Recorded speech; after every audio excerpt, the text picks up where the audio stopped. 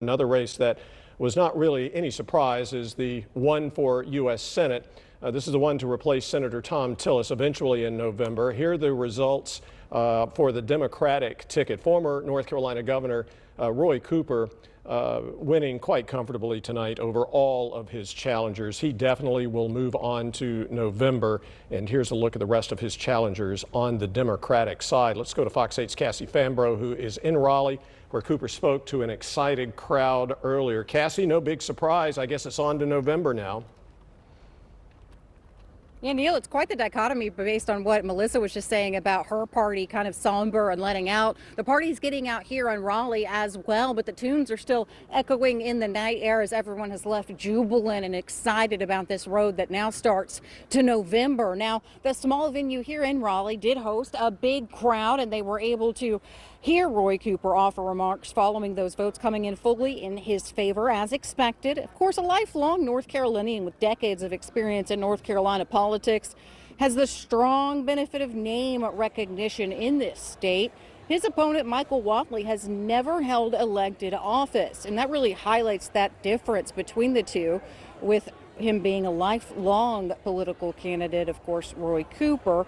I spoke with the campaign staffers as well, who say this formally kicks off Chapter 2, where the team hits the ground full speed toward November in what's shaping up to be one of the most expensive races in the country for a critical Senate seat. My opponent, who just won his primary tonight, is an out-of-touch D.C. insider and big oil lobbyist who's only looking out for himself and his well-connected friends in Washington.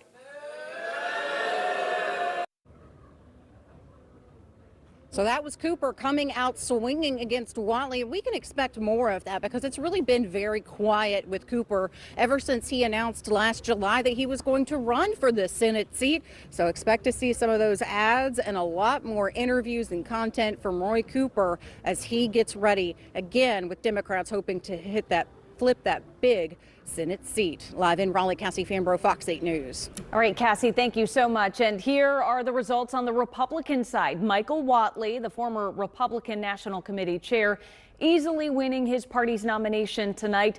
President Trump encouraged Whatley to run and endorsed his campaign last summer. These are the top 3 vote getters tonight, but a total of 7 candidates ran for a shot at the Republican nomination for the U.S. Senate seat. And Fox 8's Justin Lundy joining us now live at Noble Smoke, located right outside uptown Charlotte. So, Justin, what did Whatley touch on in his victory speech tonight?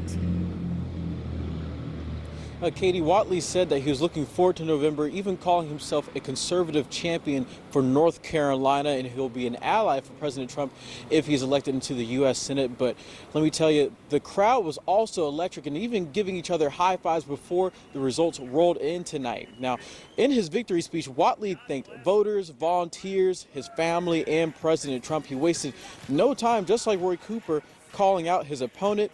He called him a career politician, quote, and Whatley also set his agenda, which is a secure border, a stronger economy, and to advance President Trump's America First agenda.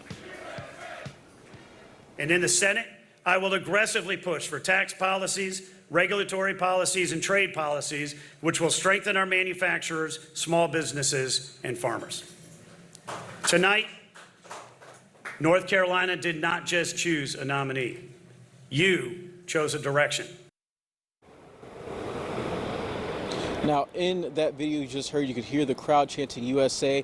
After Whatley exited the stage, I tried to speak with him after his speech, but he quietly left the room with his family. And as you can see, not like the races with Page and Berger, everyone's pretty much left this building so far. But one thing I can tell you, when I did speak with Whatley in a one-on-one interview, he did say that he fully supports Trump's plan in the Middle East so far and hopes that America can keep on working to get any mass destruction weapons out of Iran's hands. But again, he's looking forward to taking on former Democratic Governor Roy Cooper in November.